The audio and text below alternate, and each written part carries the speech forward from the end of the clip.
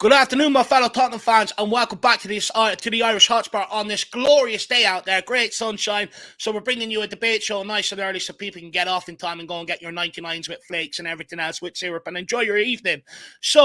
But we do have a lot to talk about in terms of we're expecting a massive change ahead of this summer in terms of squad rotations, outgoings, incomings, and also is Ange the right guy? There's a lot of noise, and I've always also argued that a lot of his answers have been futuristic. He's a guy assured of his future. Our fans sure that this guy is the right guy to lead the rebuild heading into next season.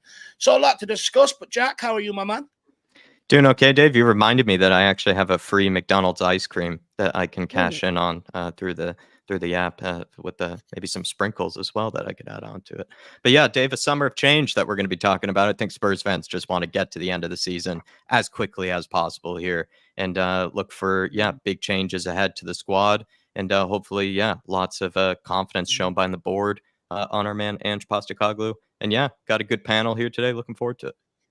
Well, I mean, first controversial opinion of this, sprinkles or no sprinkles, I'd argue that's going a bit overboard, to be brutally honest with you. But McDonald's ice cream is nice and creamy. It's probably one of the best out there on a cone, so good choice there. Brains, how are you keeping, my man? Yeah, I mean, Spurs aside, everything is good.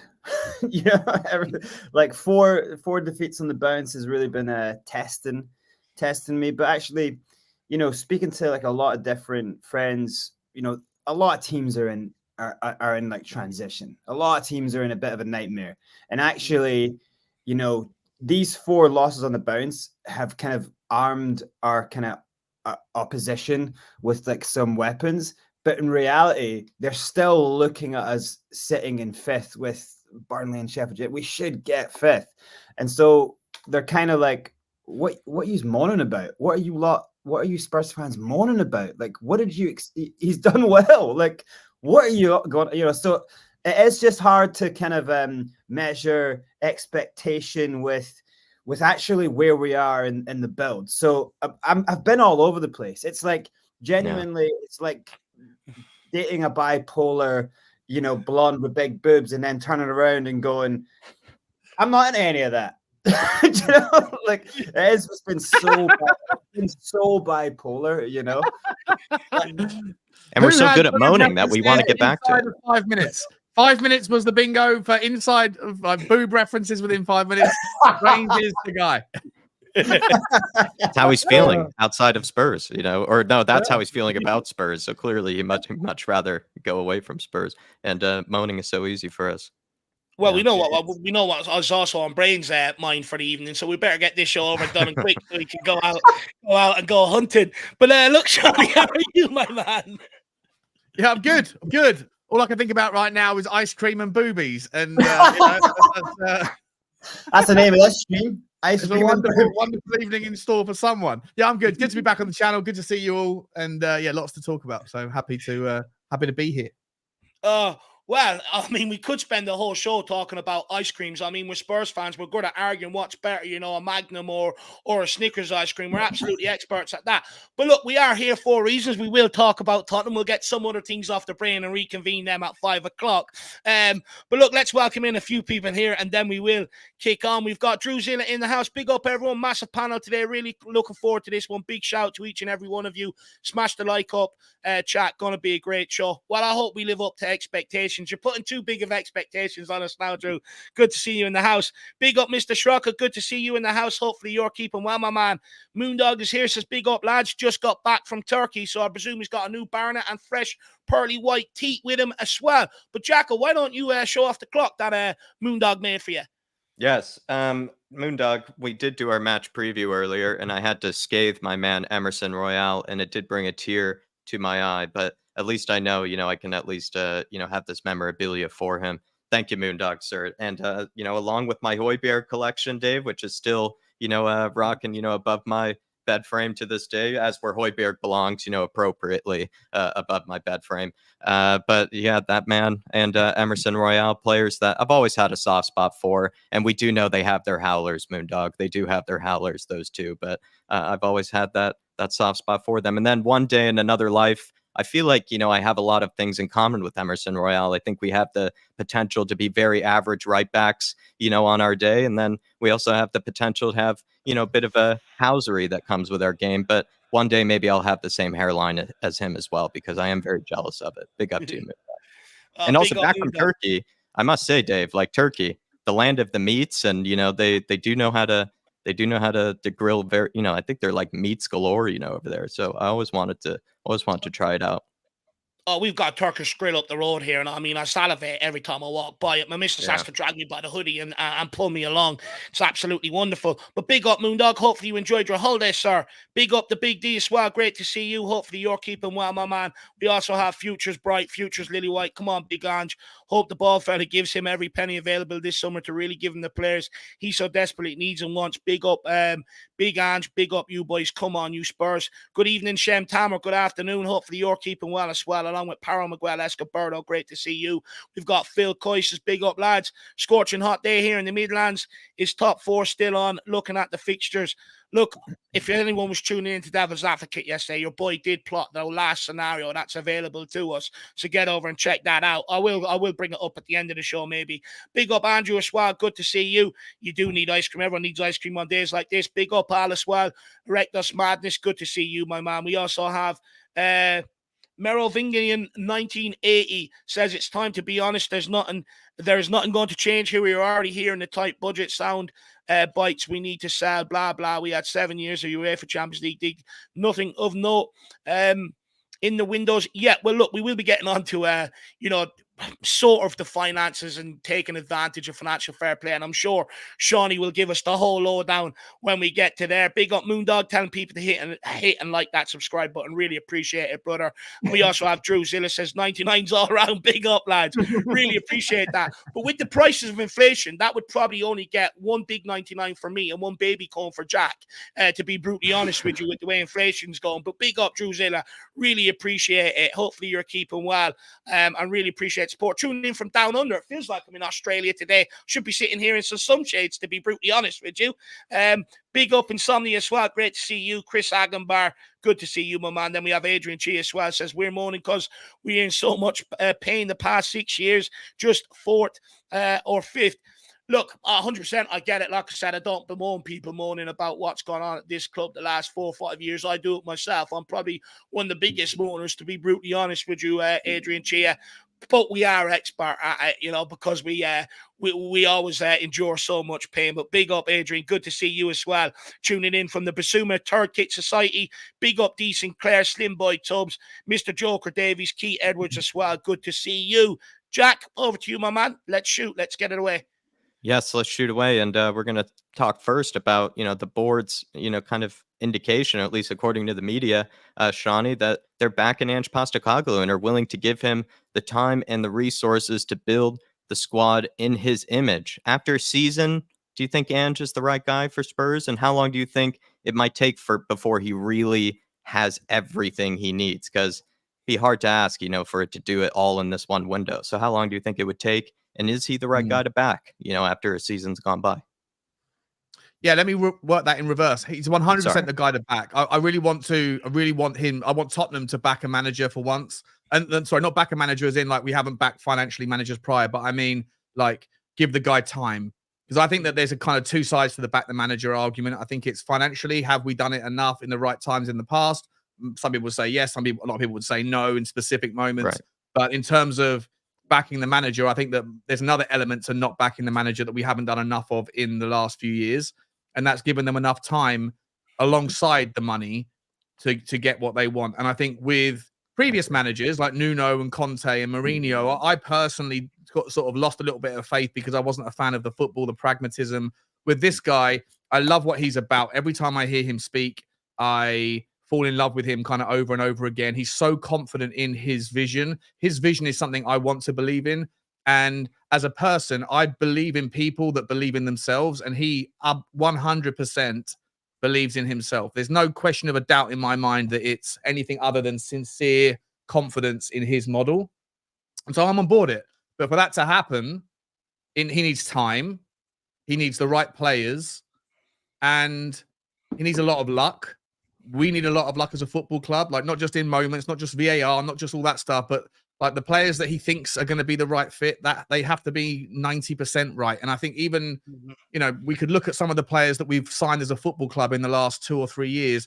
And I would, regardless of how you feel as a fan on any part of the spectrum, on any topic, there's certain players that we've signed that there's been a consensus from everybody.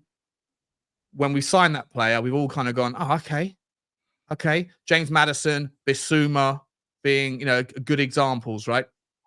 And yet maybe some people are questioning them now because it hasn't necessarily worked out. So you need a lot of luck in hoping that the players that you've identified are going to figure out and be the guy. Obviously, Levy needs to back the guy financially. What I would say, and what I have been saying quite a lot recently, is I think it's important.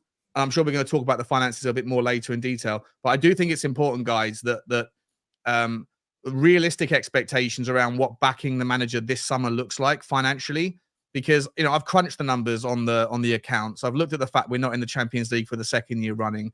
And I think there's going to be opportunities with FFP. It's the final year of FFP as we know it. So there's going to be a lot of opportunities that present themselves before June the 30th, some that will present afterwards. You're also bringing in European football regulations with the new UEFA, like the 80% rule in UEFA rules. There's lots of moving parts and pieces. Plus, you've got the European Championships. Plus, you've got the South American tournament. There's not a lot of time. Tottenham want a lot of players to go, a lot of players to come in. There's so much going to be happening this summer.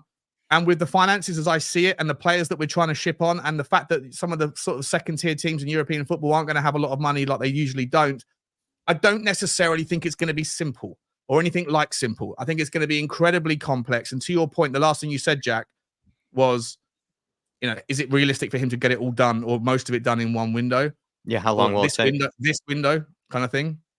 And I would say probably not. So I hope that he gets 80% of the way through it and 80% of what he wants. And if that's possible, then I'll be entirely on board the guy and believe in him. But I just think there's so many moving pieces. It's going to be a difficult process this summer. Are you saying he's going to get 80% through what he would view as his rebuild in this window? No, I'm just meaning like I think that 80% of whatever the whatever is possible. I think there's dream world, and then I think there's possible because of like the 12 players that are probably on the chopping block, 7 that they want to bring in, 8 that they want to bring in. I think that's a lot of work to do with all the things I've just mentioned. I'm just saying whatever is, forget what's dream world, whatever is realistic, even then, if you can only get 80% of that, then I'd be happy. But I still think it's going to be a long process. And I think there's going to be a lot of kind of bumps in the road. So I just want everyone to be kind of aware of what I believe is possible, but also have patience because I think this guy is worth backing. I believe in him. I believe in his ability to believe in himself. Brains, earlier you admitted to having your emotions being all over the place this season. Would that mean you'd be willing, if you were in Daniel Levy's position, to back Ange, to show him the faith that apparently the reports are saying they're doing this summer? Or do you not really buy much into that the media is saying that the board's going to be backing him, willing to give him the time to form the squad in his image?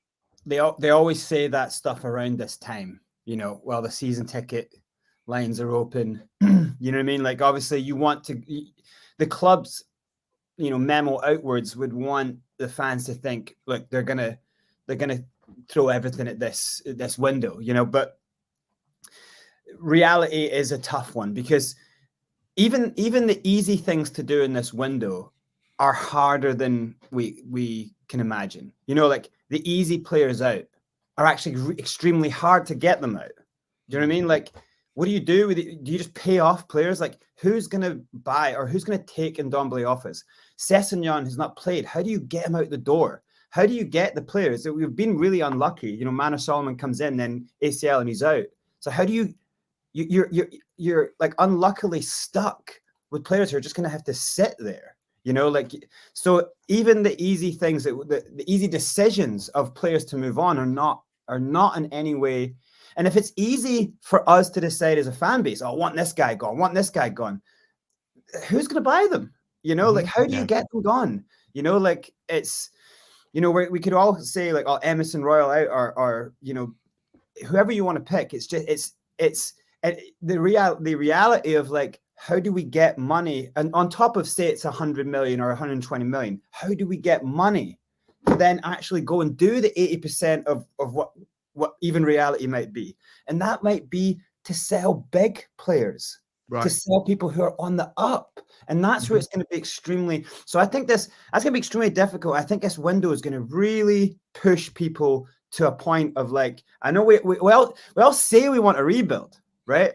But when you see your favorite player going out the door to make some 100%. funds, all of a sudden you're going to, and that's the real difficulty of this window. And then the start of next season, because if some big decisions are made, and I'm not saying they should make it, but if Sonny goes out the door because it's someone you can get 70 million for or something, you know, if that happens because we can't shift Richarlison because we're looking at getting 60 million for him, but is, you know, hope the Saudis pay 60 million for him. If that can't happen and we have to shift, or we have to sell Kulusevski, we have to sell big name players, because your big assets are the things teams want to pay big money for.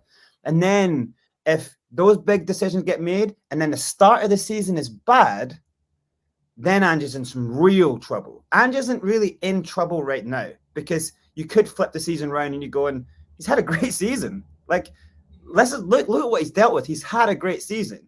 We're just like, our expectations shot through the roof. So it is a lot of the time, it is trying to manage your expectations. But I'm telling you right now, things could get very difficult for him. If the one, I don't even think it's a case of if he's backed. It's the decision making that's coming. Can he get that team, that first team right? Is my priority. Is it, can he get that first team right? Because can he get the mentality of the first team right? And I think that's what he's even struggled with. Do you know what I mean? The idea of getting your team to go front foot forward. Don't worry about back. Don't worry about losing. Don't worry about conceding. We're trying to rebuild your entire mentality of being a Spurs player. We're trying to like rebuild what it is to be a Spursian, like what it is to be a Tottenham Hotspur person. We're trying to rebuild that. That's actually what he's coming in to do. Now, if you actually see that is the job he's got to do, it's very difficult. Losing Harry Kane, you know, it's like, you know, so I think the job on him now is, it's building that first team squad of people with the mentality. And I don't think we're going to get 12 out, 8 out. I don't think we're going to get 7 in. But if you can get 3 or 4 marquee players, not even ballers, or I'm talking about players with the mentality of to go for it and don't ever stop going for it. If he can get that in, they can buy into his heart, buy into his what he's about. Then I think we won't really worry about losing, and won't really worry even about next season's position. If we can see the first team maintaining a belief, like if they in the games that we've been battered 4-0, 4-2, 3-0. If we went for it the whole game and still got battered, we'd still be going, but look at that football. The problem is that the players have stopped believing in that football. Yeah. It's too hard to give me the ball, I'm going to drop shoulder and go. Yeah, but what if I lose the ball 5, 6, 7? You can see Basuma's going through this. He's lost the ball so many times doing it that his heart's broken. I'm not going to do that anymore. You don't deal with 60,000 fans screaming to get this player off the pitch. I'm the person I risk my national team dropping. I risk all this stuff. I lose all this stuff if I don't perform, you know, but he's trying to go, that is the worst way to think. I need you to run through fire until you can't take the burns anymore. Your skin becomes, you know, repellent. I need you to run through walls till your shoulders are so strong. You keep running through walls that they're not there. I need you to think like that. He's trying to get everyone to change where the goalposts are. Yeah. We're not going for top 4. We're not going even just to win the league. We're going to become a behemoth, a magnum opus. That's what he's trying to change. But I'm telling you what, that is possibly the impossible task, and that's got to do with all of us. I think he's already making it. I think he's already trying to do that to a degree. I think the club first and foremost have to stick by him, because if they ended up sacking him, you're continuing on with a culture that hasn't worked, where you sack the managers in terms of benefits of the players. And although we've got rid of some of the old guys that were a part of that problem, the likes of Basum and people like that were here last year when we had 3 managers, and they're also now sort of continuing on the problem. So I think the club will be very, very wise to stick a sort of flag in the ground and say, this is our guy. You either do what he wants to do and you perform for this football club and not for your own benefit. So I think that will help people buy in, knowing that he ain't going anywhere just because you want to tail off with some of your performances and not put in the efforts. But I also, the reason why I think Postecoglou is the right guy going forward, he's had a lot to deal with this over the course of this season that I think I've sort of been missed or not really spoken about too much because of the run of games we've been on and the anger towards it. He got Harry Kane was sold, before the start of the season. And okay, if he was expecting it coming, the club didn't exactly help him by bringing in a striker to help alleviate that problem. He still had to find a solution within what we already had. And I'd argue to a large degree, he's done that very well. And it's really only come a problem the back end of the season where teams have worked out and gone, hang on, Tottenham aren't as good going forward. Just sit low block. And I think you buy better players in that area. I think it'll help us to a large degree and actually turn some of the results that have gone against us this season in our favour. He's had a change of goalkeeper for the first time in a decade, a change in backline, a change in captaincy. Many people said in years gone by, no manager will ever come in here and drop Son or drop Kane for bad performances. He's dropped Maddison and stuff like that, He's shown a bit of authority in that regard. Dragason's agent came out during the week, although everyone was calling for Dragon to start at the weekend. He laid down a marker and says, look, we ain't having any of this, bullshit around my regime or stuff like that. We're not having agents coming out speaking what they want. That's what happens at Man United, and look what's going on there.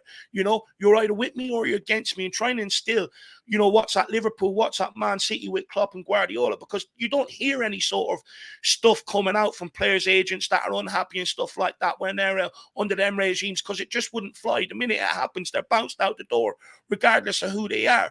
And also many people said last year, and I think this is one thing they forget. Many people said last year, if we're going to be beat anyway, we'd rather be beat playing attacking football. And Ange just done that. And, the way he believes is, in order to topple what's on top of the Premier League, you're seeing a lot of clubs pivot to an attacking sort of philosophy, on the front foot, trying to score goals and stuff like that, because it's the way of winning the Premier League now. That's what Man City and Liverpool, Arsenal to a degree, with Arteta have shown that's the way forward. That's the future of football. And Ange Postecoglou has got that. And I just think, I don't think we're actually too far away in terms of really putting together a good cohesive 11 for him to take us so far.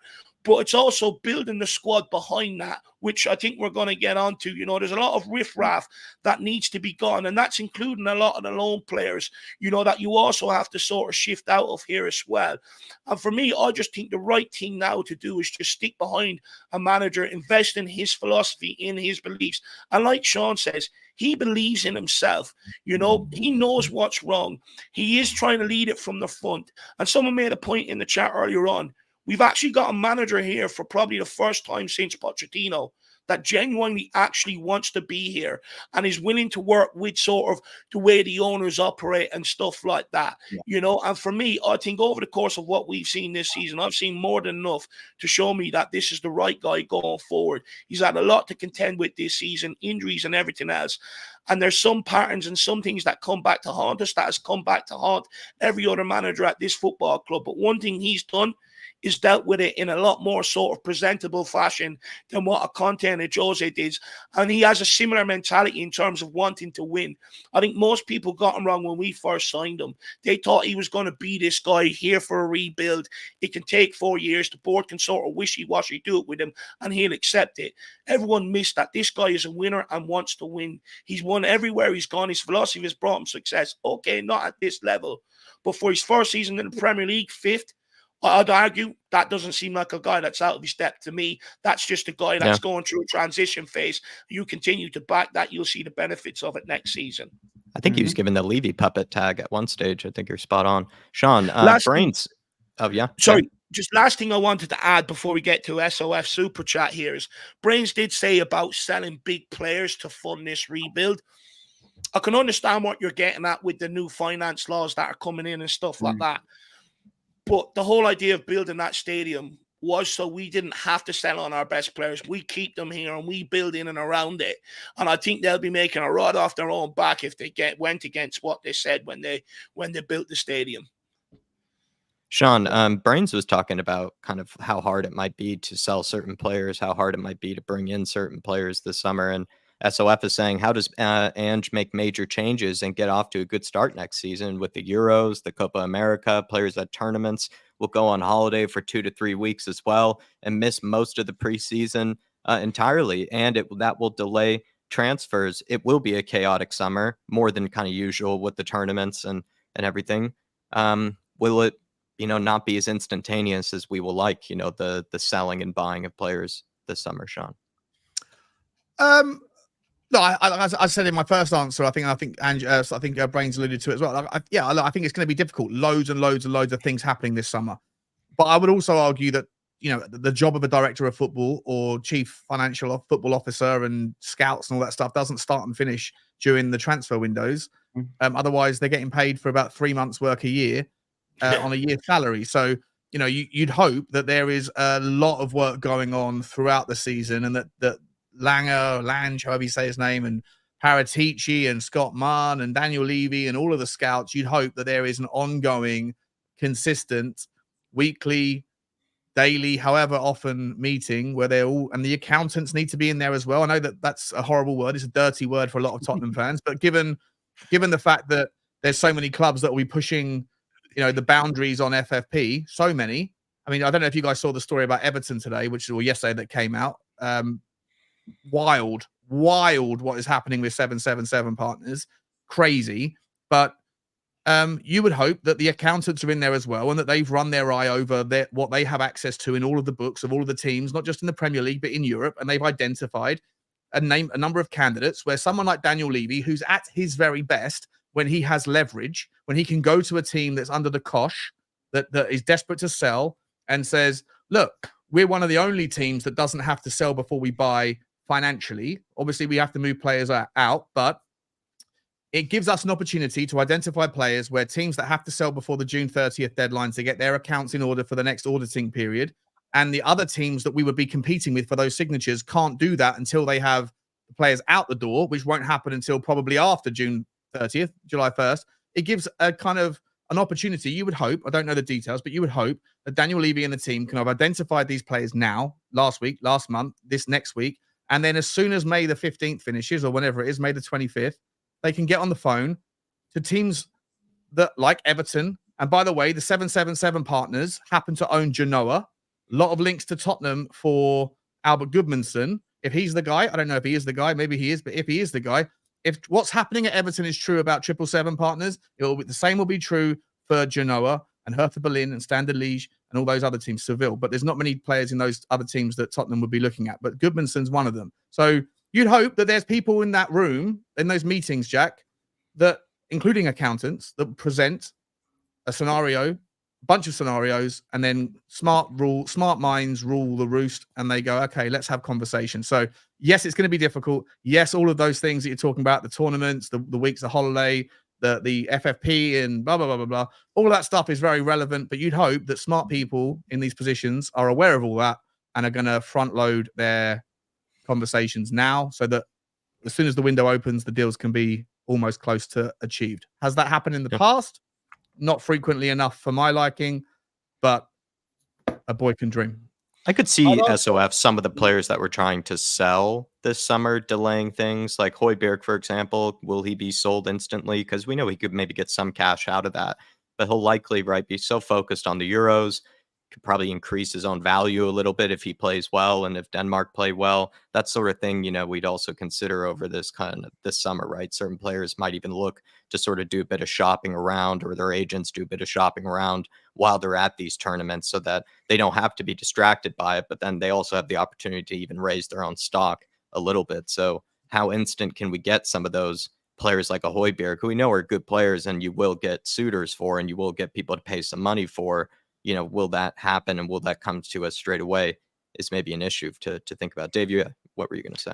I'd also add in you got the complications of the Olympics as well, which is going to sort of hinder the start of your season in terms of, players wanting to go there and stuff like that. So that's an Especially added the young kids, complication. right? Olympics is mainly Under affecting 23s, under isn't it? 23s, and Tottenham are going after the under 23s, right? So yeah. Well, I think it's under 23s. Well, I think 3 senior players as well. So, it throws in a sort of added complication. But what I will say is I do hope that Spurs have sort of planned for this early. I do hope that Ange Postecoglou had maybe an idea in and around Christmas time or just after, what players need to go, what players they want to identify, and maybe hoping that some of them discussions are taking place and hopefully get ahead of it before the chaos ensues this summer and actually get, a couple of deals done in a couple of weeks period. Now, of course, I don't think players can officially join till the 1st of June or July, I think it is. But, at the end of the day, you can still get deals done and let them get planning ahead of time and stuff. So I would hope that has happened, so I hope someone's realized the chaos that's ready to ensue and is pre-planning ahead of it. Just to go straight back to you here, Dave, Adrian Chia says Ange will get 100% of his wants, but they'll be 6th choices. What do you think he means by, they'll be 6 choices? Like, as in they're not going to be his first, ideal primary candidates, or they're going to be the bargain sort of cheap stuff that we're going to be talking about later in the show? Look, I'm of the opinion, right? Ideally, I think you throw 2 world-class players in what we've got. I think it would really elevate it to us another level. I think it would really stand to us in the big games. You'd have an air of authority and, you'd be able to compete a lot more. However, I think we've already been warmed up to the idea it's not going to happen this summer. Postecoglou spoke about earlier on the season, I'd rather 250 million pound players than 100 million pound players. And when you look at Postecoglou, everywhere he's been, he hasn't had to rely on a massive budget. He hasn't had to rely on bringing in, multi-million pound superstars. And when you actually look at some of Tottenham's recruitment before Ange Postecoglou got here, we didn't spend millions of pounds on superstars either. You go through, you look at Basuma, we got him for a decent enough price. Romero, we got him for a good enough price. You go to players we brought in under Ange, Van de Ven, Vicario, people like that. None of them have really been over that 50 million pound sort of signing. And you know what? I actually had an argument with my dad about this the other day because, we were going walking and it was 9 o'clock in the morning. I didn't even have coffee yet. And he was barking at me about Tottenham, which was uncalled for. But look, what I will say is, he was saying basically in terms of, the signings and stuff like that, which I do get to a degree. But I'll be honest, any time in my lifetime that Spurs have gone and spent big, we've got it wrong. End on Belé. Soldado at the time was a huge boy, banging in goals at Real Madrid, come into the Premier League, couldn't hit a barn door with a fucking aeroplane. So when we spend big, it just hasn't worked out in our favor. And I think, the more not just Tottenham, Dave.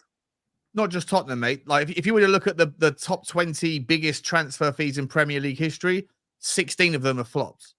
Well, look, it's not just Tottenham, but the more we keep missing, the less that Daniel Levy is going to sanction big money on big players because it's been wrong in years gone by. But I made the argument to the outlad, my lifetime, and I know a lot of people are going to, sort of disagree with me and go mad at me on this, but my lifetime supporting Spurs have actually done best identifying players, recruiting them, bringing them in at low prices and actually developing them and building teams. Gareth Bale, Luka Modric, people like that, Kyle Walker, Danny Rose, Jan Vertonghen, Christian Eriksen, Moussa Dembele, players like that. That's what we've actually succeeded in. But don't get me wrong, there's been a lot of misses along the way as well. But I'm one of them. I actually don't mind the recruitment model we're under at the minute because I think it's one that we actually know how to operate in compared to the world-class market, to be brutally honest. For me, anything that Don touches, that's how I look at it, Dave.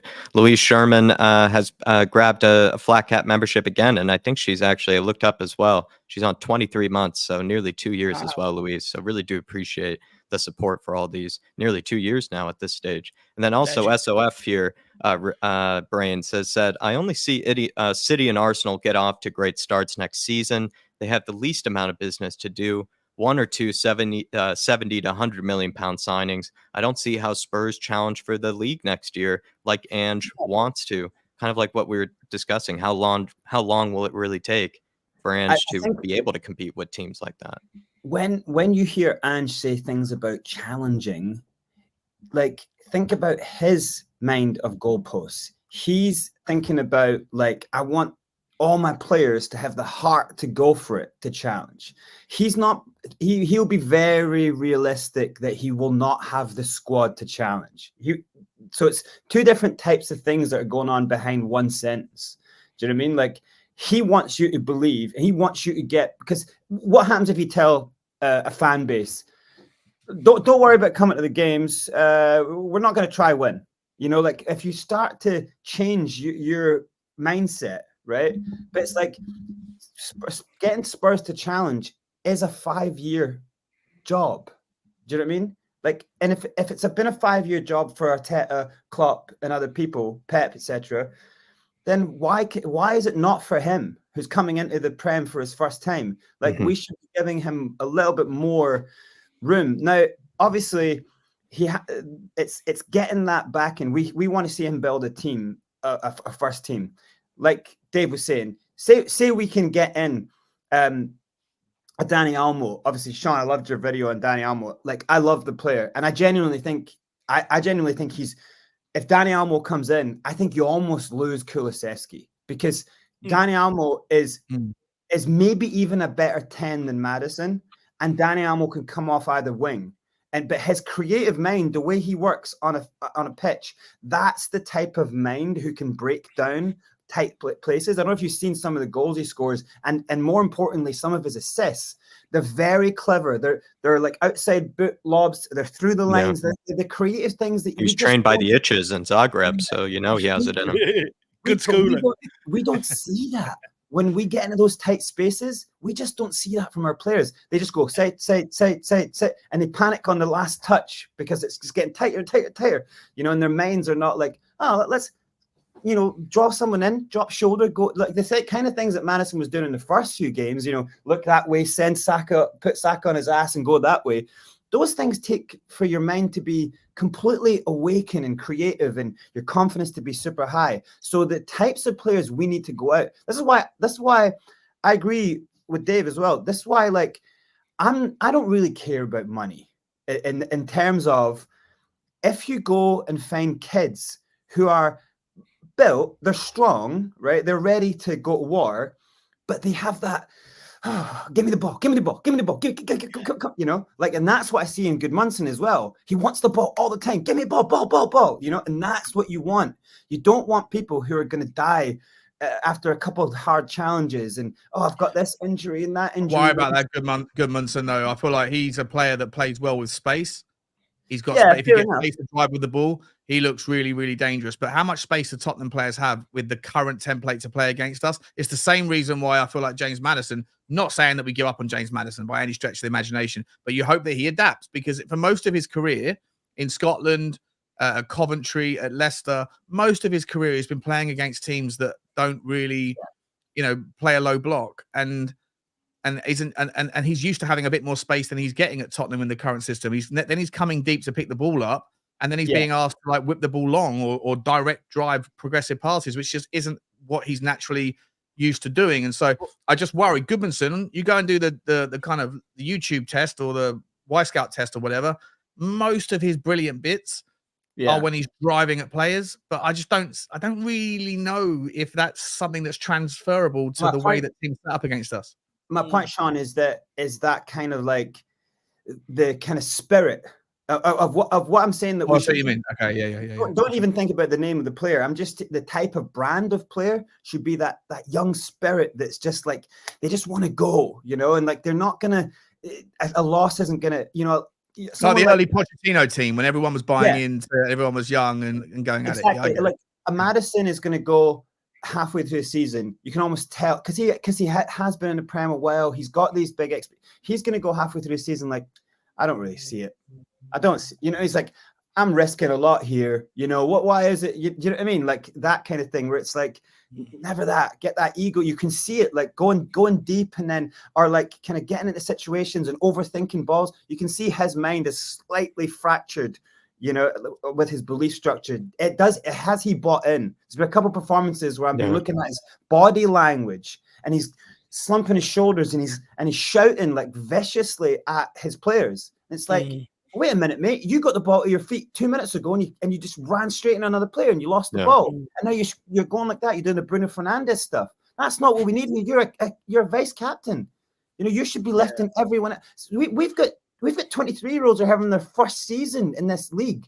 We've got players that actually need an experienced player like you to lift them up, to lift all their heads all the time. And we were seeing that in the first, few games. So like, there's a lot of things that have happened, but I'm just saying that you want like a Destiny type mind who's just like, I'm just going to go for it. Look, I've been told I'm to go. I'm just going to go for it. You want everyone, in a Poro type mind. Yeah, they are players who are going, yeah, there's problems behind us, but we've been told to go. So I'm just doing what, and then you just, the buy-in has to be there. So obviously you can really kind of crush the numbers on all the Y Scouts and stuff. I fully think that we have to kind of, again, like when we go into a window, we're going, oh, Nico Williams, Eze, Elise, like, where are we getting 75 million for them? Like, I will say, Elise is in our budget. I believe there's a 45 to 50 million release clause this summer. So someone like Kim technically is in our budget. Those are the noises that Dave made as well, I think, as well. That's the rumor. On SOF, just quickly as well, I do agree with him that our teams like Arsenal and City, right, they just have far less, things that they have to be sort of waiting for and planning on, and squad sort of changing and moving things around. Like, they can just sort of, while it may be a chaotic summer with all the tournaments and everything, they can sort of just recalibrate and come back to, a new sort of, I think they can just have fewer things to be stressed about, and, fewer moving parts, and that does benefit them. And Ange has a lot of things that he has to work on, and a lot of things that he's going to be waiting to happen this summer. And I think that takes a long time to integrate as well, because only so many players and so many things can really, hit the ground running like it sort of even did over the summer. I think that's kind of a long shot for that to happen again. So Ange has a much harder task in front of him, and it will make it hard to ever challenge for those sort of teams who have much less to work on.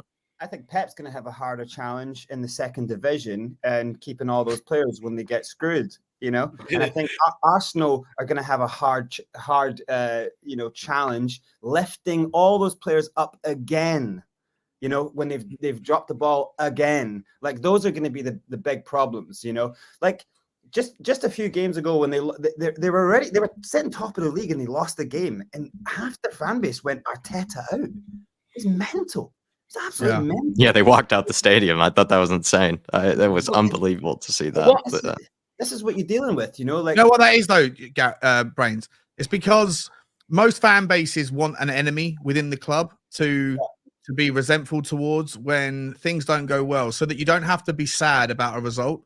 You can just be angry. With Tottenham, a lot of people pivot towards Levy out, right? Because it's the kind of like the enemy at the top that, may or may not be responsible for the foils of the football club, but ultimately is also an enemy that's kind of ever present.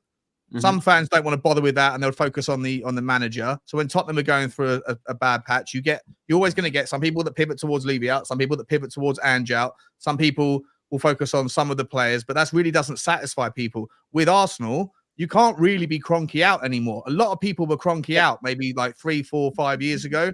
They were like violently against the owner. But now that he's paid off their debt and paid off the stadium debt and re-leveraged debt in his own new kind of world, but he's doing things and he's kind of bought a world-class player or two. Most people that would have been Kroenke out, now they still need their enemy. They still need that enemy within.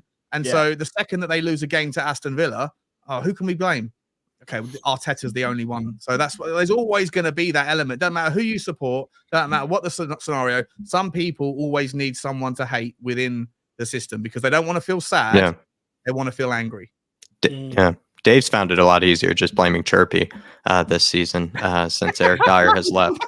Big up to so many of the members here, though. Paul Connor, I'm seeing in the house, Spurs GC TV, Ian Ferguson, the one and only Ian Ferguson. Martin Knightsbridge is going to Wembley on Sunday to see Spurs lift a cup. Well done to you, Martin. And then Chris as well, member for 31 months, holding it down as well. And he's saying, as much as I would like to believe a big clear out will happen, a few new signings incoming, will believe it when I see it.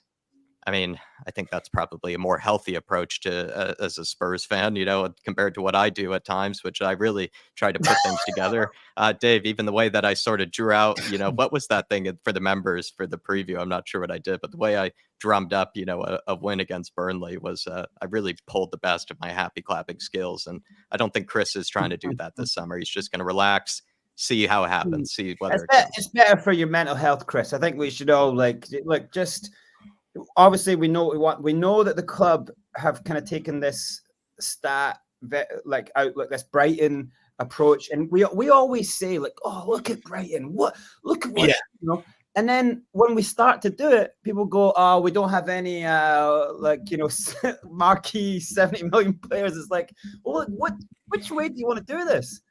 Which way do you want to do it? It's like, I think you have a good start. You drop in a couple of players who have got that spirit in them, and then you could be selling them in 4 years for big money, But what I would say though, Brains, is when we keep chopping and changing managers, right? We always head into every window needing 7, 8, 9 players. But if you stick by Ange and you sort of get as much of that done as you can over this window, going into next summer, automatically, you don't have as much to do. So you can actually start upping the value of the players or the market that you're shopping in by natural selection, because you don't have to make your money spread as much. But when we keep chopping and changing direction, that's where we're trying to blanket 100%. basically make 100 million work across 9 positions. So it is getting to the point where, and you made a good point, what's coming for City down the line, we're not quite so sure. But Arsenal, I believe if they don't get over the line this season, I think you're right. I think Arteta finds it very hard to pick them up after 2 years of disappointment. Liverpool have a change in Jurgen Klopp. Villa, they're not that far ahead of us. So I think there's a golden opportunity if we actually get things right this summer to actually propel us into a position to take advantage of other teams actually needing a rebuild and needing to go in a different direction and stuff like that. So if we can actually get this summer right, then the big signings might follow. But we're never going to get £100 million signings in the door when we're trying to make it spread over 9 players for a new manager coming in the door. 100%. And it's that simple. And at some point, that's what I keep saying to Spurs fans, you're going to have to go through a bit of pain, let it build, and eventually we'll get to that point. But no one wants to go through that pain. As soon as we lose a game, get him gone, get him gone. He's fucking useless. And, I'm fed up with it. At some point, if we want what we're asking for, you got to take some of the pain that comes with it. 100%, Dave. You have to stick with Ange, if for no other reason, for those people that want to see Tottenham sign £100 million player, if that's what you want, for that reason alone, you need to give Ange 3 years.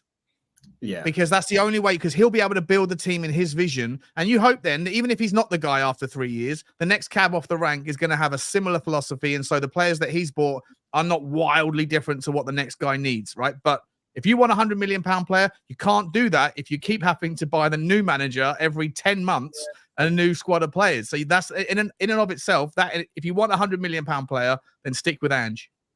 And Ram Teluk says, I said the same last season. Exactly. This is what I keep saying to people, but we keep ignoring it and going through the same mistakes, putting pressure on the manager and getting them gone.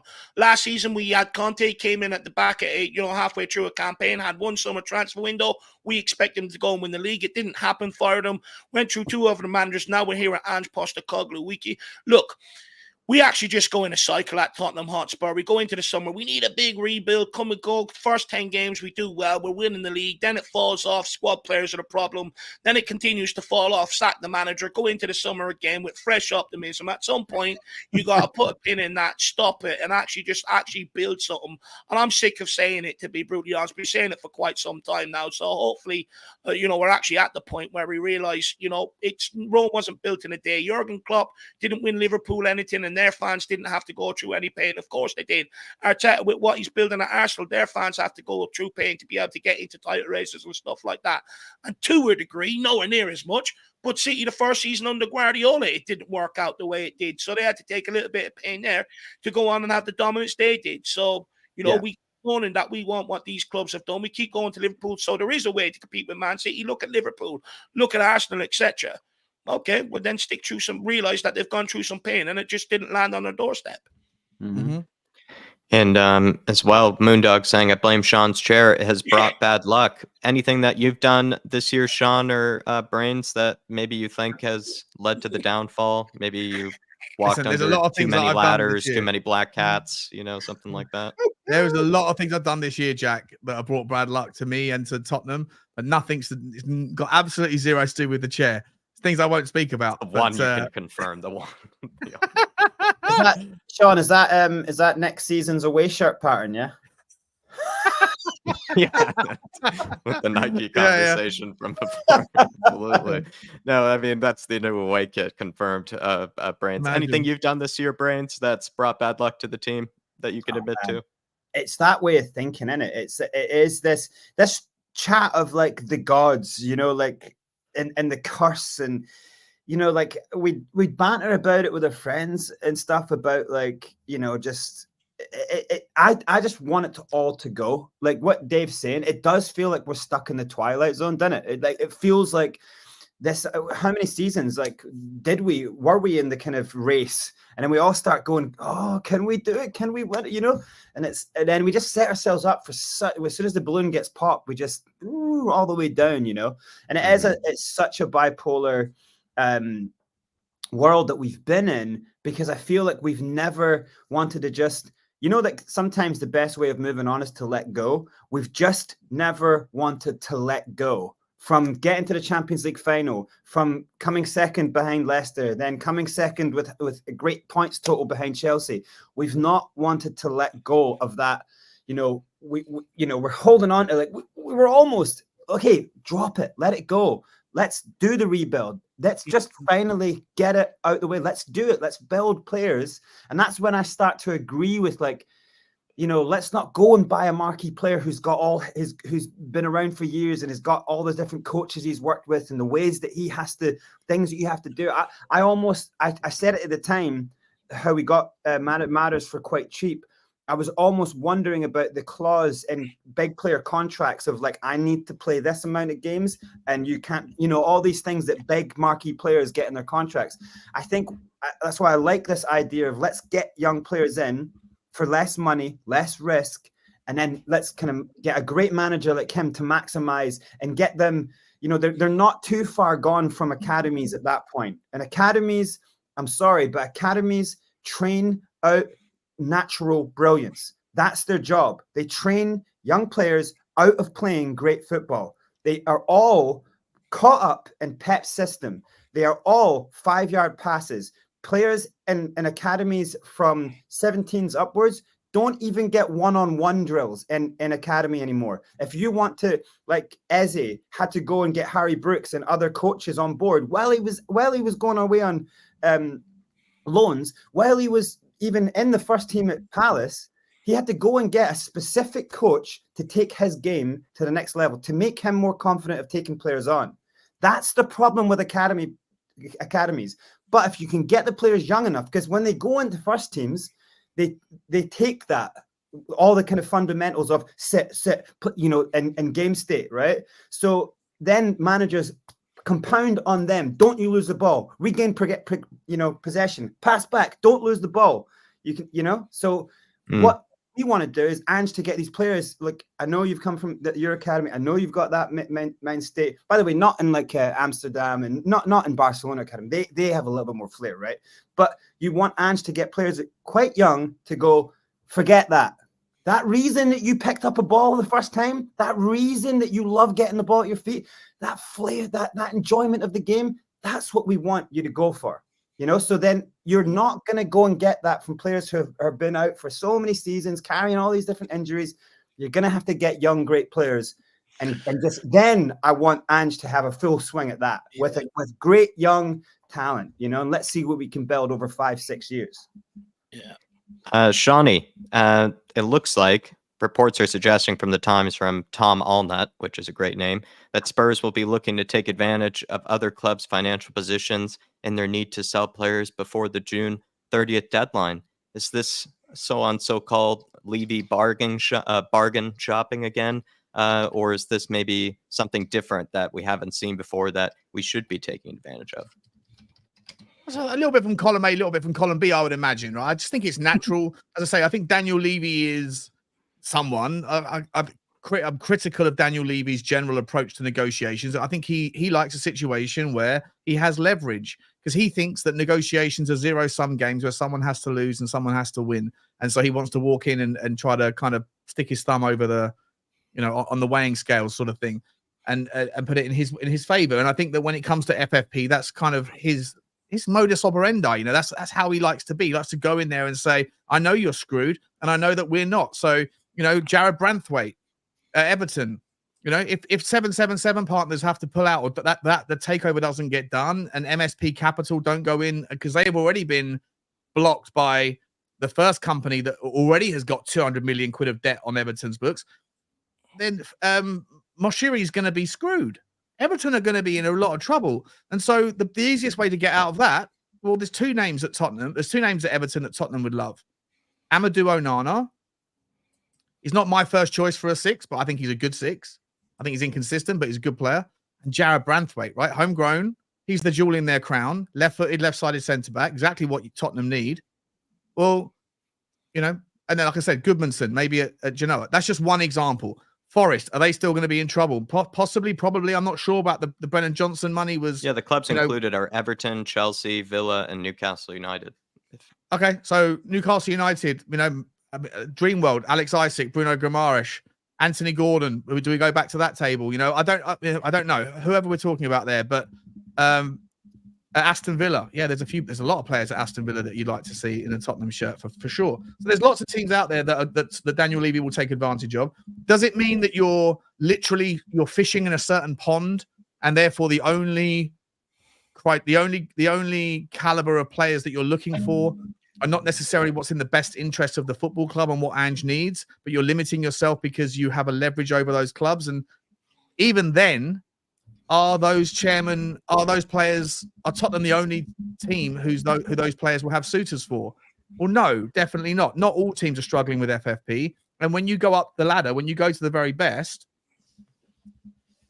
teams are looking for them. And generally speaking, the very best teams are the teams that don't have the FFP issues. So I do worry a little bit, to answer your question, Jack, I do worry a little bit that Daniel Levy has this kind of hat on his head where he's always looking for leverage, always looking for value. And in so doing, you might be filtering out better fits that you don't have to then go and pay over the money for. But just because they're not coming from a team that has to sell, you're not looking at them. If that's the truth, then that's a problem for me. You wonder if... Sorry. No, finish your point. Sorry. Well, the last sentence I was say was, but at the same time, there are plenty of players within those teams that are in trouble that I think would improve Tottenham. At Everton, at Villa, at Newcastle, at Chelsea, and the like. So, You wonder if they need to put like a filter on Daniel Levy's sort of like news screen or something, because he probably had the right sort of targets, and everything planned, but then he gets wind of this news and then he probably just wants to scrap everything up because he knows that he can be able to bring in 2 or 3 more players instead and, be able to divide the money around sort of thing. And I think that. Can I ask you a question, Jack? Would you, if Tottenham were to go, okay, we need a left-sided centre-back and we need a DM, just using Everton as the example, right? And Amadou Onana's real valuation is 35 million, quid, and Branthwaite's real valuation is 70. Would you rather Daniel Levy spend all summer trying to get Branthwaite at 40 and Amadou at 25 because he thinks that Everton are in financial pickle, or would you rather go and pay full valuation but get it done quickly for Calafiori, at left back, and a João Gomez at Wolves, but not have to spend all day long worrying about it, and Daniel Levy just have to go and say, hey, listen, can we do a deal in good faith? I don't need to have to come across like I'm ripping your eyes out in a Does deal he have to spend all summer though? Because what's the June 30th deadline thing that's coming up here as well, right? Because they need to be able to balance certain accounts. So maybe that's what he's banking on, is that one of these guys, because it's June 30th the whole summer. I'm not sure. June 30th sounds like about half probably the summer. So maybe in true Daniel Levy style, they don't all come in straight away. Maybe, I guess of recent, they have been coming in straight away. Actually, that's been more our style, but maybe he will go for, that sort of poker approach of, waiting for them to become desperate and waiting for them to have to come crawling to him. And then he will throw them that, insulting 40 million. Do you want Conor Gallagher just because Chelsea are in strife? Would you rather Tottenham go and find a player that's a brilliant fit rather than a good fit, but that Tottenham can haggle on? In all situations, when it comes to the first team, the starting 11, especially with crucial positions, I think you have to go for what is the best fit instead of going for anything that's, the the cheaper option. If you are going for these kind of Emerson Royale replacements, where we do know that it's probably going to be hard to find somebody that can immediately displace somebody like Pedro Porro, I wouldn't be always against, Spurs, of course, not just taking a bargain, instead, but yeah, like looking around a bit more and not just being so set on one guy. If they can find someone who is similar, and if they happen to be also cheaper as well, so be it. That's sometimes how you have to balance the books a bit more when it comes to it, because we can't just PSG sort of, flash and cash everything, at every player that just ends up sitting on the bench still for, a period of time. You do have to pick and choose. Yeah, that's how I see it. I just fear that, are we putting all of our eggs into one basket? Look, I think it's naive not to shop in that market. I think that, if there's targets that are on our short list, I think you have to go and look at it. But it could come to a point, that there could be other clubs looking at these players. It could come to a point. Are Tottenham willing to out-offer the other clubs for the players off that team? We're not the only one shopping in that market. And I think sometimes maybe we think we are, and that Daniel Levy maybe thinks he is to agree that he can just sit there, wait until June 31st and try and lowball them. But you'd imagine, for instance, if Newcastle are in trouble and they do have to sell one of their big players, we ain't going to be the only ones in the market for Ajax or for Isaac. We ain't going to be the only ones in the market for Bruno Gomes. But are we willing to out offer teams and say, look, this guy is our guy, let's make a deal work? Are we willing to outbid teams? We're not. So, that there becomes a problem. And then you're going to be left scrounging around in the market for other alternatives. So for me, if you've got a target in that football club, you get onto them nice and early, you try and make it work. Now, these deals will be hard to complete because you'd imagine some of the clubs would probably try and stretch it out to the last week to try and get best value for money for them. And there is an element that if you're picking off one of them players, they're going to want basically the difference in terms of to make up the books, right? So you might still end up overpaying at some price anyway. For me, this summer, I just want the best guy in the door for the job. It doesn't have to be a £100 million player. It's just got to be a guy that comes in and solves this problem, solves the problem and, basically improves our first team. That's all I want. I'm not asking for much, but I do. That market is there for us to take advantage of, but we ain't going to be the only one shopping on it. I get what Sean's saying, that we are in a position where we can operate first, which is a good position to be in. But it does depend on a lot of that. The other club, I don't think they're going to sell as quick as maybe we think they will. Yeah. I think there are plenty of good deals, though, to be had with guys like, teams like Forest as well, guys like Gibbs White, and you look to, players in that Everton team as well. We were trying to take advantage of Forest, right? We ended up pulling out the wrong player completely in Brennan Johnson. Yeah. And I guess we might have done something similar to, I think a Middlesbrough, right, with a Jed Spence, and it still didn't even work out our way. Ange has been hinting at a lot of exits, though, this summer. Brains, I mean, which of these players do you think that is on this list that maybe you'd agree with or you disagree with? Emerson Royale, Ben Davies, Gio Lo Celso, Oliver Skip, Brian Hill, the Pierre-Emile Højbjerg. He'll be sadly going. Anybody that you would add to that list, controversially, over Richarlison, Basuma? What's your list of guys that got to go? I think when I'm talking about profile player coming in, you'd have to say, like, confidence is such a key thing. If a player has a confidence issue, like Conor Gallagher spoke before that League Cup final, that he'd been dealing all season with confidence issues. Like, now for me, that is a massive, massive red flag. And I know players go through the ringer with that, but I'm seeing Basuma dealing with a confidence issue, and it's killing us. It is killing us dead, so it's so harsh for Ange. He's trying to bring this mentality in, and then players are just not being able to take the pressure. So when you're looking at the market, then I do see someone like a Gibbs White as someone who has a quite a large confidence tank. Even this season, I've seen him pull off like magic whippy balls in and try things that are a little bit, outside the box. But I still would be looking at, obviously with the, homegrown things, obviously you could be seeing them making a real case for Gallagher and Gibbs White, and Branthwaite is someone I actually would love because I think he's a brilliant defender. But yeah, it's just that thing of like, I think the more realistic view is that we're probably we're probably going to be looking at maybe even people that haven't even been mentioned yet, and like unearthing some real talents. But outgoing wise, I think it's so much easier to write a list of the players who you see going out And of course, if we could get money for Richarlison, that's like an easy solve. You know, it's just never that simple. Is it Of course, I mean, why is it easy? it is in terms of like if you're playing in the 9 and a team like Spurs in the top 6 race, as a 9, minimum, you must be looking at around 18, 19, 20 goals, but you're probably wanting about 27 goal involvements. Sonny said at the start of the season when he was asked about Richarlison, he said, yeah, he's doing well, but he must score 20 goals minimum. Sonny actually said that.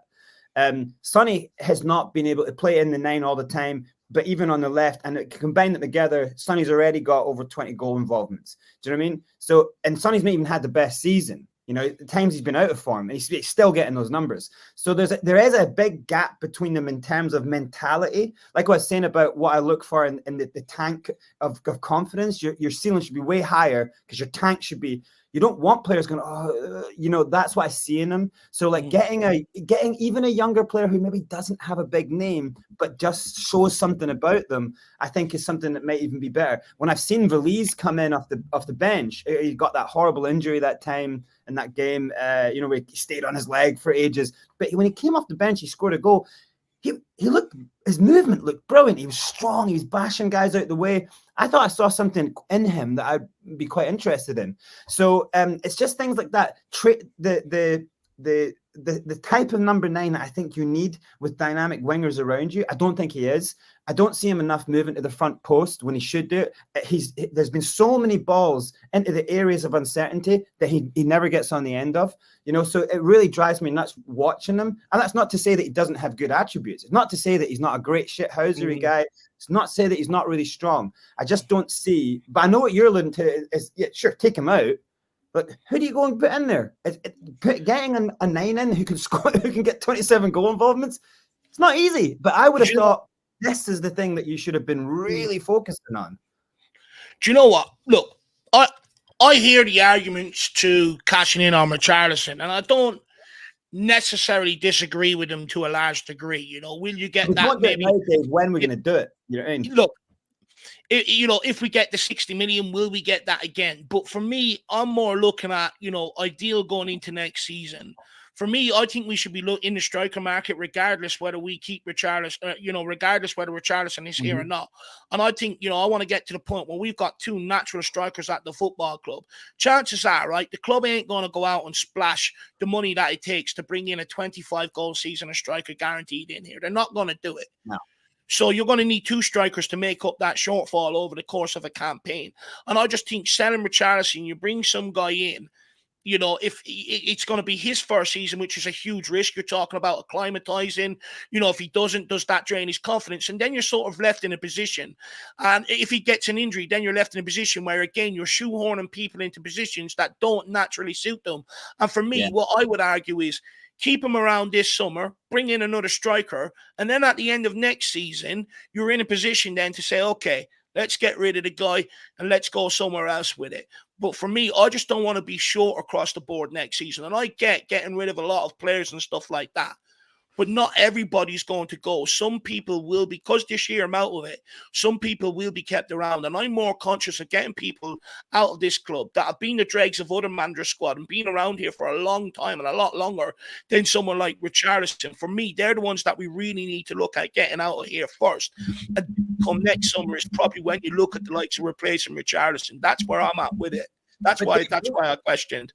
I was also wondering about Sean's, because I've seen him do a couple of videos on this, but don't you see, like, I'll say this one for Ollie, but like, don't you see, like, say you can get Richarlison out and you get like a Benjamin Sesko in there, right?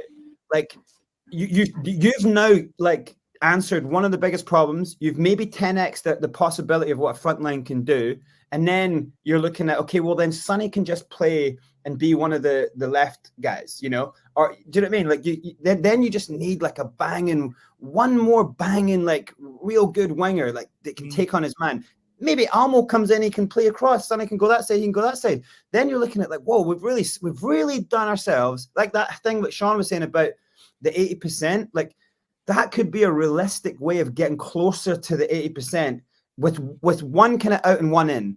You know, Do you think the that's forward line, Brains, if you had to put like 80%, of your concentration somewhere, would it be the forward line? And would that be where the majority of your investment would that go is as what well? Ange is saying. That is what Yeah. Ange is saying. He's saying, look, we think about that Aston Villa game where we created 17 chances in 15 minutes. That is unbelievable.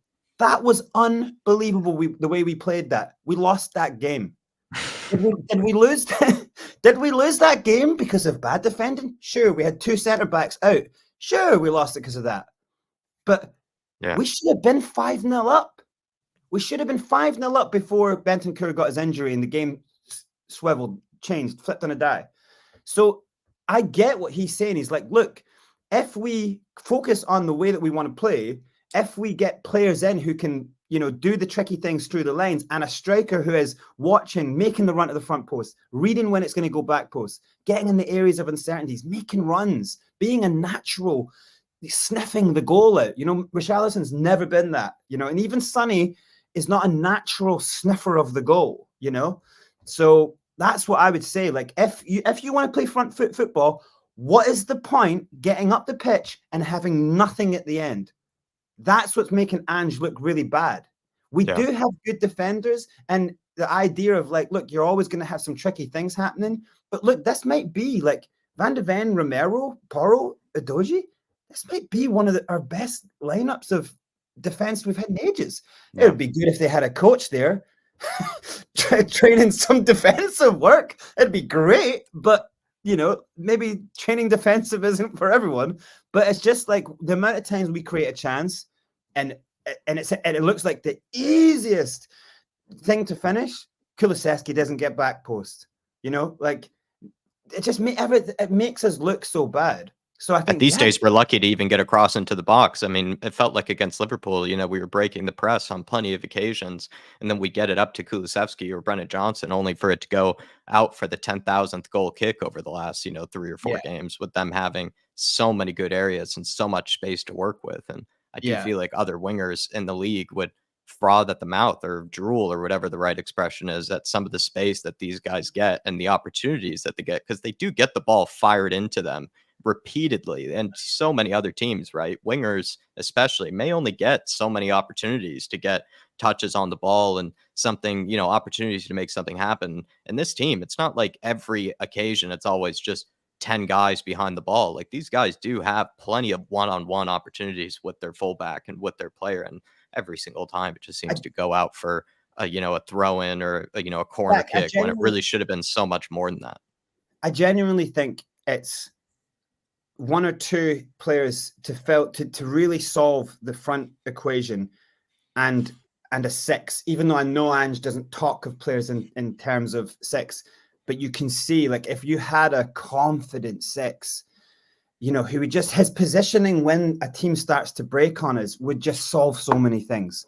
The playing out of the back, getting the ball up the pitch swiftly would all change if you did have. And I'm not sure even players like Palhinha are really that type of. They're just so good defensively. I'm not sure if they're the people who can turn and go and play through lanes, But that's what I would say. I don't know, but what you were thinking, Sean, you were talking about attackers and stuff. I don't know if you also view that as like your focal point of the summer. Yeah. I mean, I think there's 3 major positions and then 3 kind of squadish, whatever you want to call it. 2 of them are in the forward line. I think you absolutely need a winger. You absolutely need a striker. For me, 100%. Listen, as far as Richarlison and Sonny, I'm open to the idea of selling, but I don't expect Sonny to go. I don't. But I would argue that if we're trying to think about logical business sense here, he's a dwindling asset in a system that has a dwindling level of times where he's at his very best in it.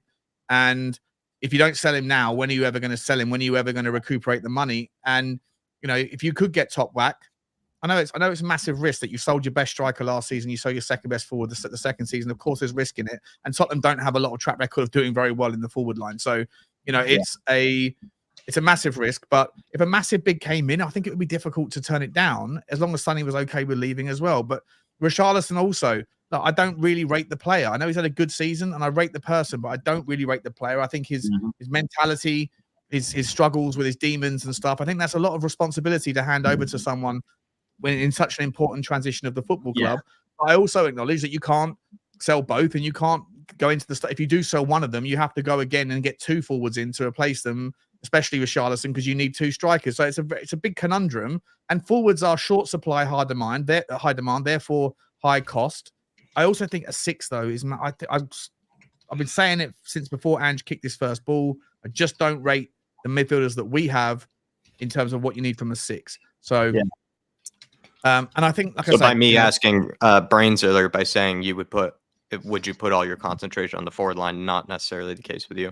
No, 60, 2/3 forward line, 1/3 midfield. In terms of like the goalkeeper, I think that you need I do think at some point you need a replacement goalkeeper because there's no insurance policy there. If something happens to Vicario, I think you're in an absolute mess with Fraser Forster. Hopefully it doesn't happen, but that's the point of an insurance policy, right? You don't need it until you need it, and when you need it, you really need it. I also think a fullback is important, but in terms of priorities, like those things are kind of back down the priorities. 6, 9 winger, get them right, and a lot of things change for Tottenham. A lot of positive things can happen in Tottenham's season.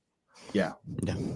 I can agree with a lot of that there. I was going to sort of start kind of wrapping things up, but I did have a question on somebody who was labeled a no-brainer this January, or at least throughout this campaign.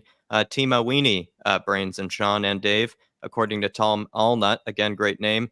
Spurs will be looking to pursue perhaps other targets and maybe look at him as kind of like a last or maybe alternative option. He's had 14 appearances, 2 goals and 3 assists in those 14 appearances. Those stats may be wrong, but I could be correct. But what do you guys make of Timo Weenie? Is he just quickly somebody that you would bring in? I thought he was gone already. Didn't something break where he was? They've already sent him back.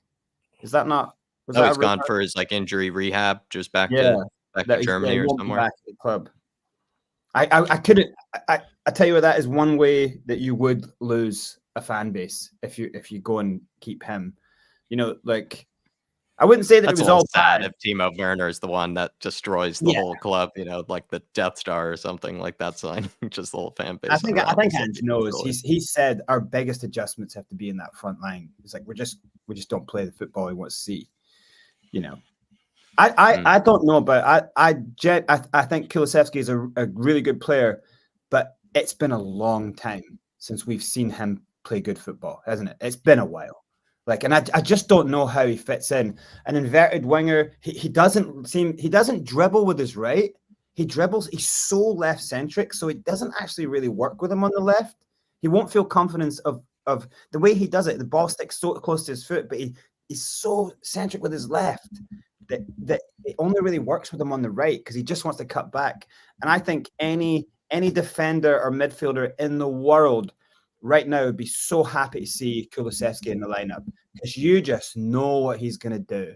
The fact that he gets past sometimes in transition he's phenomenal. Like when because they've got to in the second third you've got to close the ball, so then he uses that. He just does the roll of the foot round the corner.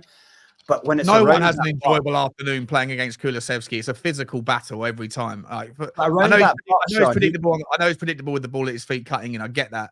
But I do think that he offers something that no other forward in our squad and very few other forwards in the Premier League offer. His ability as an outlet is second to none. I'm also going to back Sean up here just quickly, Brains, because you know there was a lot of people that made an argument to me. Son's numbers off the left aren't the same because he's too old to play there. I mean, the times we have put him back out there, I'd argue he's dispelled that rumor. And Kulusevski's numbers are nowhere near, good enough off the right-hand side. Now, don't get me wrong. They weren't exactly fantastic last season, but they were okay. Could that be that we don't have that focal point that night? None of the wingers are really sort of succeeding to a degree, maybe Maddison as well, because you don't really have that focal point that we've had in years gone by in Harry Kane in terms of someone that you can play off, people can run off, that he can create, and he can get on the end of things. And I think that is a huge problem. Yeah, no, that's a good point. You get a solid 9, all of a sudden, deliveries could be transferred into goals. I get that. I just think I don't know how long can go. I hear your take on him. I don't know why no one has tapped him on the shoulder and said just mix it up a little bit more with the final thing. Yeah, if he mixes it up a little bit more, he'll become he's twice the player because you become unpredictable in that final bit. Then everything else that he does before that, his hold-up play, when you are 1-0 up and down to 10 men against Luton, he was unbelievable that day. It was good. It was a great day, great performances against Arsenal. In certain scenarios, the guy has everything that you need for certain scenarios, and he has a lot of what you need during most scenarios, apart from, to your point, Brains, everyone can telegraph what he's going to do, and if he can just change that up a little bit more, then he'd be a brilliant player. All it would take is for him to fake the cutback and go, right, just do a little Cruyffy and go right. And because so many people are just they're even showing them. They're like going like that. Go on then. Yeah. Go the other way then. He's just got to get confident on his right foot. He scored a screamer with his right foot. Every time I've seen him do a right foot cross, it's brilliant. Like, it's just, you know what I mean? But even if he gets that first step, he can step across them and use his body to then shield them. You know, they wouldn't be able, they would find it hard to then get around him if he then takes it down the byline and at least gets that first step. And then he can step over the ball, and then they'd find it hard to get across him really without tripping him over. But this is what I would lead on to next. Definitely needs a study abroad to somewhere in Brazil so he can learn how to dive, because as a winger, I will say you need to, when you get, trampled on, and when you do get pushed around and stuff, you need to learn that a free kick in certain areas can be very advantageous for your team. And Kulusevski needs to do a much better job at diving, I feel like. I just also think, go on. No, go on. I was going to say, you get contact, you go down, especially if you're going away from goal, but you're in the box. You get contact, you go down. You know? I do think there's an element, though, with Ange teaching these players to stay on their feet and right contact. And I think we've seen that in the North London Derby, because at Celtic, he brought in Harry Q to work with the wingers specifically to learn how to ride contact instead of going down. So I do think that maybe instructive is coming from Ange. But look, one thing I will say is, look, I don't think Kulusevski's going anywhere. We purchased him last summer on a permanent. No matter my opinion on Brendan Johnson, he ain't going anywhere. But when it comes to Werner, what I would say is, I don't think we need to add to the problems and bring him in here. He's on 185k a week. You look at Tottenham with the players that they've signed, they've dramatically reduced that wage bill. So I don't think, just based on his wages alone, we're going to take him on a permanent. However, I get the argument where people says, it's a good deal in terms of finances, in terms of how little we have to pay for the guy. But I made the argument, it will come back to haunt you in big games. For instance, Newcastle, two of the best chances fell to him. He didn't take them. And his clinicalness is nowhere near the level that we need at Tottenham Hotspur. It doesn't solve a problem. So for me, there's no point in sanctioning 15 million on something that doesn't solve a problem. And Dave, just quickly on that one, just on that point quickly, I think we now, under the new rules of FFP, as we pivot towards squad cost ratio rules, you have to stop thinking about transfers in just transfer fee. Would you rather spend £50 million on Timo Werner and pay 160 grand a week for a 4-year deal, or would you rather pay £50 million for a player and 100 grand a week? When you actually average that stuff out over the course of the 5 or 4 year contract, it doesn't make a lot of difference. And so you have to bake that in when you're figuring out the value of the player. And I agree with you about his clinical edge. It's not good enough. And then when you take him on the basis of a winger, which is what effectively many people are saying, look, he's not a striker anymore, he's a winger. I'm sorry, but there's a ton of wingers out there that are much better than him in terms of assists and goals. Don't get me wrong, I think he had a better impact and probably done a little bit more than what I thought he would at Tottenham Hotspur. I had no expectations. But he still hasn't done anywhere near enough to convince me to say bring him in terms of what other players are available in the market up front or out wide. In the January transfer window, I can understand why we've done it. Market, we were never going to be able to go and get, players that we wanted in January. It's a very closed market, so we took it as a temporary solution, and I hope that's just what it is.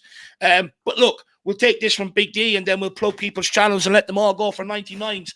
We sort of already discussed the Richarlison one, Big D, so we'll probably just, head straight for the Son one. Would you sell Son for 70, 80 million if it meant Ange, and Richarlison for 60 million, if it meant Ange got his 2 attackers that he wanted in here? We'll start with you on this one, Shawnee. 140 million for the 2 of them. I don't think you'd need 2 attackers. I think if you sold both of them, you probably need 3. You definitely would need 3.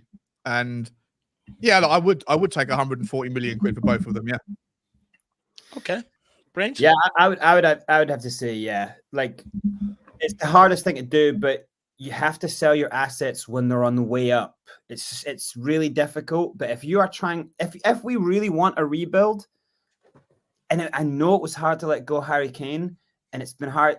It's just what you have to do. If you really want to let Ange build his full team and get players to play his way, I think that would just be a part of the process. I don't want that to happen with Sonny. You know, I'd love Sonny to end his career here, but if you got the money for it, I'd say you got to take it. Interesting. Jack, where are you at with it? This really like tests my loyalty to Ange because I love Sonny and I also like Richie. And I would be really devastated to see them both go. The other thing as well is I'm kind of like, I don't want to take us down a rabbit hole, and I'm probably going to sound exceptionally petty here, but I do feel like we're being far more ruthless about getting rid of Sonny, who does love this club. Yeah. More than we were with guys like Dyer and Davies, who we set the same argument, like, oh, they love the club, they understand the culture, blah, blah, blah, blah, blah. And it's like Sonny, I think it would equally be the same sort of category as them. I'd argue even better ambassador of the club than they ever were. And I'd be more willing to accept a guy that is maybe on so-called decline. I still think he's a terrific player and still competes with plenty of top wingers. And yeah, if you think he's on the decline, so be it. I'd be happy that if he wants to, like Sean was saying, it's really up to him. But I'd be willing to have an exception for him because he's been an incredible servant and someone who I actually think would be not so bad to have around. And maybe this sounds silly again, but like a Mark Noble type of figure around the club that does just sort of stick around, understands the ethos, and also has done things and is actually a successful player and clearly is of top quality. It just feels like we've been more ruthless about Sonny's future, a great player for this club, than we ever have been. It's the money, though, isn't it, Jack? It's like with Eric Dyer, there was no money on the table, right? So the idea of selling him, getting rid of him, where you're going to get 0, 3 million, 4 million, whatever, it's more just around, is he good enough? Whereas with Sonny, it's the opportunity cost. If you don't sell him this summer, are you ever going to sell him? And he's 32, 33, 34. At some point in the next 3 years, he's just, his pace is a thing, and it's not going to be as good in 3 years as it is now. I think he's already been found out a little bit by the system. And so I'm just saying that if you could get 80 million quid for him, opportunity cost, what could you do with it? What could you do with selling that Dyer? Not a lot. There was never any money coming in anyway. I hear that argument, and I hear it to a large degree. And, when I play a football manager, players that reach 31, I automatically put them on the transfer list and I sell them, and try and bring in money to regenerate the squad. And it's good business practice. However, I think you're going to make a huge mistake selling Sonny. You've sold Kane. If you sell Son this summer and Richarlison, you're selling your 3 biggest source of goals over the course of 2 seasons. Yeah. The club didn't exactly use the Harry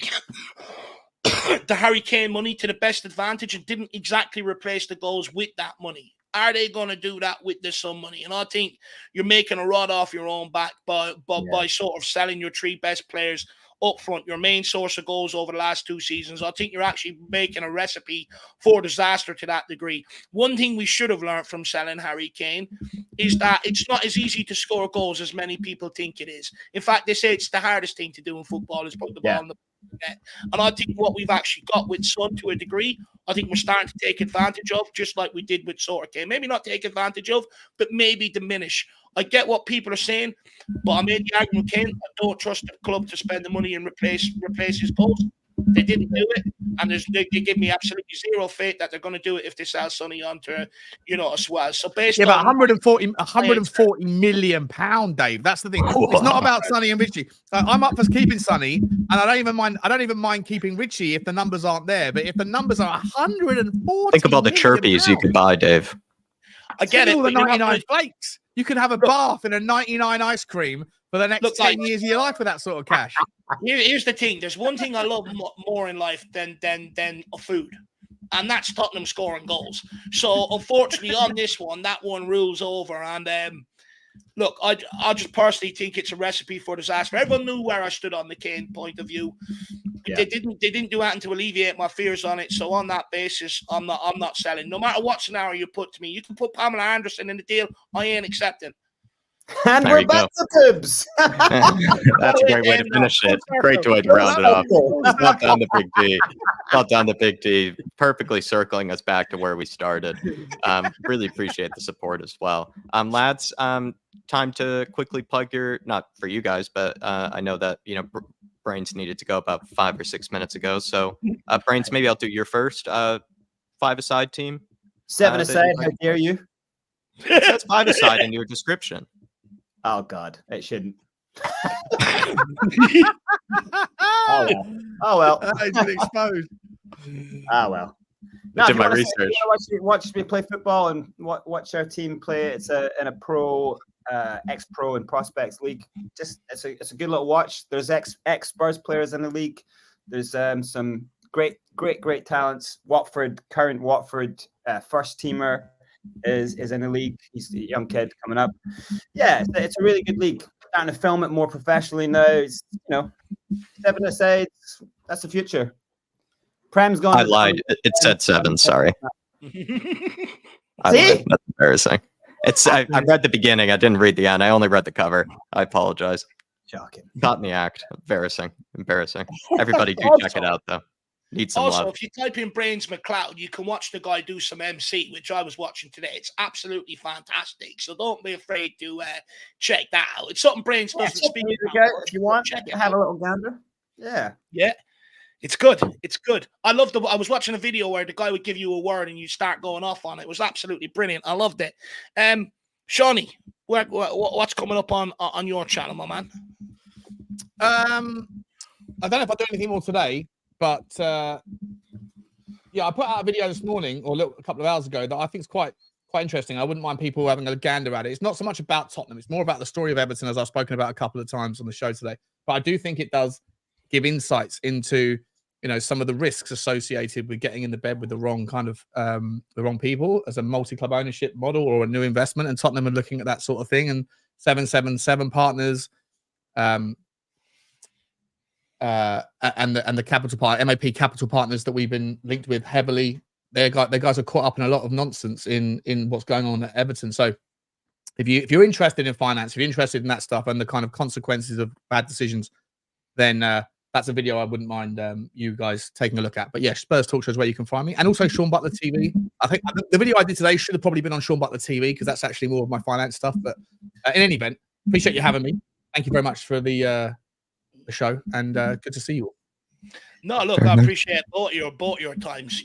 Guys, please do get out and check. And by the way, all you have to do is click at the @ in the title and bring you straight to their pages anyway. So you don't even have to click on the one in chat. It's in the title. Get over and show these guys fantastic support. And do check out Sean's video on the 7-7 investment. Maybe makes you a little bit cautious towards maybe it may being the right investor coming into Tottenham Hotspur to a large degree. Look, this from Junk Vigo as well says you can't spell change without Ange. Absolutely love that. Maybe it's called an anagram. I could be wrong, but whatever it's called, it's absolutely brilliant. But we do have something to plug as well, Jacko. Yes, we do. Sorry, I thought I was on mute.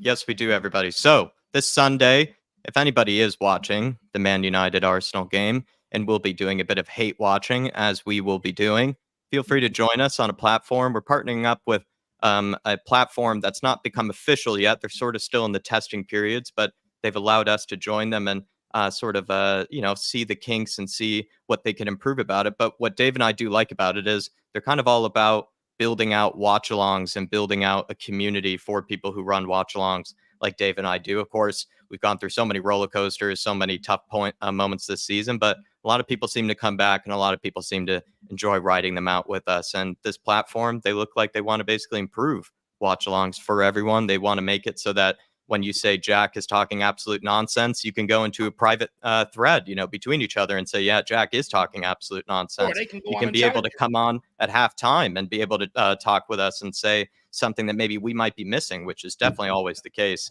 especially at halftime when we're trying to make sense of things, and plenty of other features as well. You can send in GIFs, can send in sort of private, again, sort of messages over something that you might have thought was a good point. Because in the chat, right, you'll say like, oh, great point, Paul Connor, but then it might get missed. Whereas instead you can message Paul Connor privately, that sort of thing, which I think is a cool feature, and plenty of other stuff I could be missing. And the link is all in the description. And then you need to use the code FLATCAP, everybody. And if you are going to be doing some hate watching this Sunday, please come join us. Exactly. Make sure we'll post that on all the socials community section anyway. But basically, your generals, your commander-in-chiefs are calling for you all to come to action, and hopefully you can come to action and support your boys on Sunday for the hate along. And hopefully it works out in our favour, because Arsenal don't have a great record at United, and hopefully it can end their league campaign. And if it does, it gives us the opportunity to beat Man City and still go for fourth spot come the end of the season. Now, of course, it relies on Aston Villa losing both games, but that's why I'm rooting for them to make the Europa League final tonight, so that the last two games they won't have any enthusiasm for, because they're saving themselves for the final. So basically, what we're trying to say, if you join us Sunday over on TIFO, it's going to work out in your benefit and your favour. So make sure you check it out. But look, guys, that's it from us. We've come full circle. Started off talking about ice creams and stuff, and finished off talking about it as well. So go and enjoy the rest of your day. As always, come on, you Spurs. In the big Ange, we trust. Just quickly, Dave, as well. Bosky's just threw in a super chat here. He says, frankly, Chelsea and Newcastle expected a draw at best, but the other expected a loss. As a free riding fan, I find Tottenham fans' emotions at these expected losses irrational, to be honest. Believe me, we are absolutely irrational almost all the time. I think that's sort of our natural mode and our natural setting. Talk to us when we are rational, and then he's thrown it in as a super chat as well. If that was the comment that you wanted to bring up, Bosky's, we really appreciate it. And thank you for bringing us down back to reality, which usually I need to be done for me. But big up to Bosky's. Always irrational, sir. Always happy clapping. Look, football's all about emotions, and I ride that roller coaster 100%, baby. So shoot me down if it's a crime. But guys, I really do need a 99 with syrup dripping off it and a flake. So I'll see you soon. Come on, you Spurs. Come on, and enjoy your evening. Thank you for all your support today. Bye.